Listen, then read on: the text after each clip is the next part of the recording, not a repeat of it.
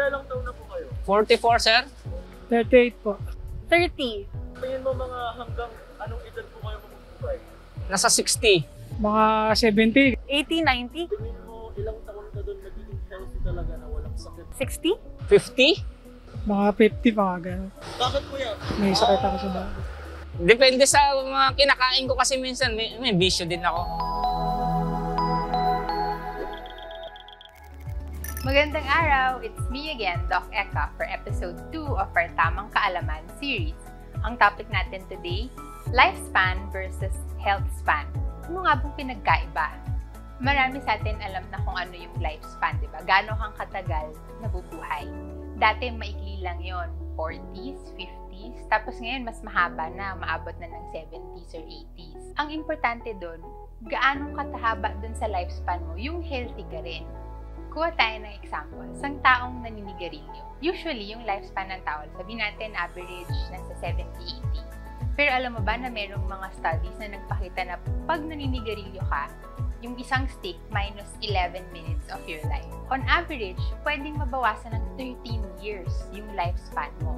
So, you do the math, 80 minus 13, 67 years old, pwedeng mamatay na yung taong isang naninigarilyo. So, umikli yung lifespan niya. But wait, there's more. Yung health span, apektado din. So sabihin natin, nag-umpisa siya nung college siya. Tapos yung buong 20s siya, nakakaisang pack, isang araw siya. Tapos nung 30s niya, ganun din. Pwedeng 40 years old pa lang siya, may problema na siya sa baga. Diba? Tapos usually naman yung mga naninigarilyo, may iba pang mga ginagawa yan, inom ng alak, patong-patong yon. So pwedeng, wala pa siya nung 67 na lifespan niya, 45 pa lang, may problema na siya. May high blood na siya or baka na-stroke na siya. Ang daming pwedeng mangyari. So, it's not just about how long you live, pero ano yung quality ng life mo dun sa taon na buhay ka. But the good news is, marami tayong pwedeng gawin para pahabain ang lifespan at ang health span natin. Take a look at this diagram. Ito yung illness-wellness continuum. Sa isang dulo, yung matinding sakit at saka premature death. Yung gitna, neutral. And yung kabilang dulo naman, yung gaano tayo ka-healthy, yun yung gusto sana natin lahat. Itong continuum na to, kung nasaan ka dyan, nakadepende sa lifestyle mo.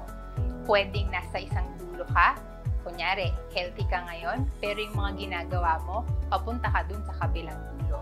Pwede rin namang may sakit ka ngayon, pero yung mga ginagawa mong pagbabago sa lifestyle, dadalhin ka dun sa healthy ka naman. Kuha tayo ng example.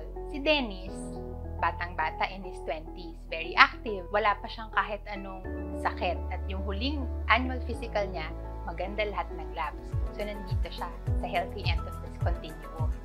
Pero, pagkatapos nila mag-basketball, inuman galore at linggo-linggo, mayroong gimmick na inuumaga sila. So, sleep deprived siya. Tingin nyo, in ilang years, nasaan na kaya si Dennis sa continuum na to?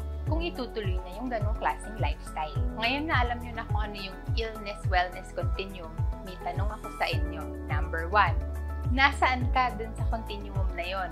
Healthy ka ba? May sakit? Or neutral lang? Tatanong nyo, ano yung neutral?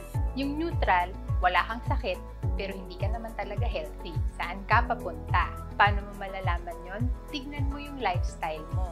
Anong mga pinagkakain mo? Kamusta tulog mo? May exercise ka ba? Saan mo gustong mapunta? Siguro naman lahat tayo gusto dun sa healthy, diba? Bakit? Bakit mo gustong dun mapunta? So, ina-assume ko lahat tayo gusto maging healthy. Pero lahat tayo may iba-ibang dahilan. Yung iba sa atin gustong makapag-compete sa Ironman. Yung iba sa atin gustong maabutan yung apo natin. Kanya-kanyang dahilan yan. Ano yung sayo? Anong balak mong gawin para makarating ka dun sa gusto mong puntahan? Tingnan mo yung lifestyle mo. May mga pwede ka na bang baguhin? Kahit paunti-unti lang. Yung tipong kakain ka ng gulay MWF. O kaya iinom ka ng tubig ng mga 1.5 liters araw-araw. Hindi naman kailangang bonggang change. Pwedeng unti-untiin yan. At ang last question sa ating pop quiz, kailan? Kailan mo uumpisahan yan? It's never too late. So, nag-gets nyo na ba yung pagkakaiba ng lifespan sa health span? Sana oo.